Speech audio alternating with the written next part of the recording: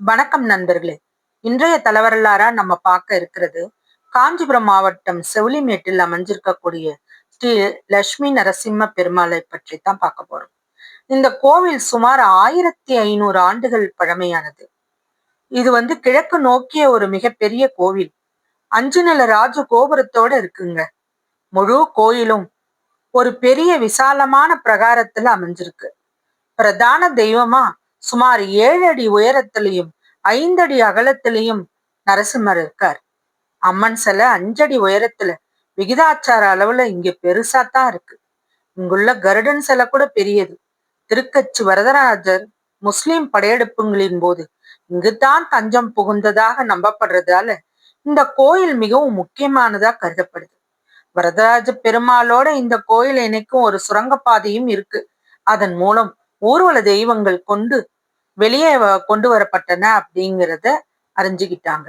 பெரிய துறவியான ராமானுஜர் இறைவனுக்கு அபிஷேகம் செய்ய தண்ணீர் எடுத்ததாக நம்பப்படும் ஒரு கிணறு இன்றைக்கும் அருகிலேயே சாலை கிணறு அப்படின்னு சொல்லப்பட்டிருக்குது.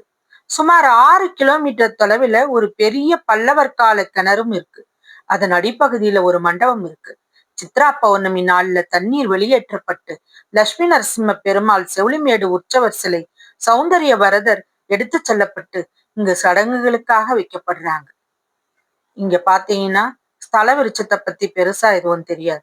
ஆனா இது பரமேஸ்வர பல்லவரால கட்டப்பட்டதுங்கிறத கல்வெட்டுக்கள் இங்க தெரிவிக்க. பிரதான கருவறைக்கு முன்னால உள்ள மகாமண்டபம் விஜயநகர மன்னர்களால கட்டப்பட்டது.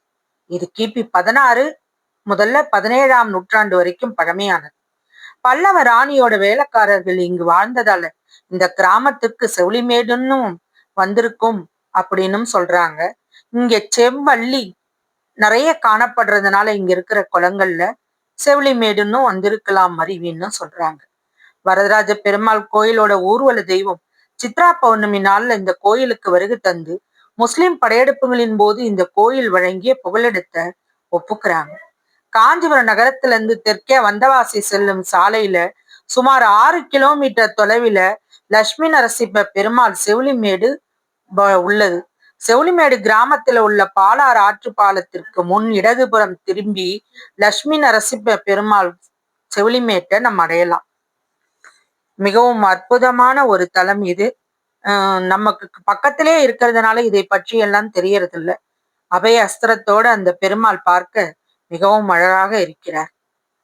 என்ன நண்பர்களே, இன்றைக்கு தெரிஞ்சுக்கிட்டோம். அடுத்த வாரம் வேறொரு தலத்தோட உங்களை சந்திக்கிறேன். நன்றி.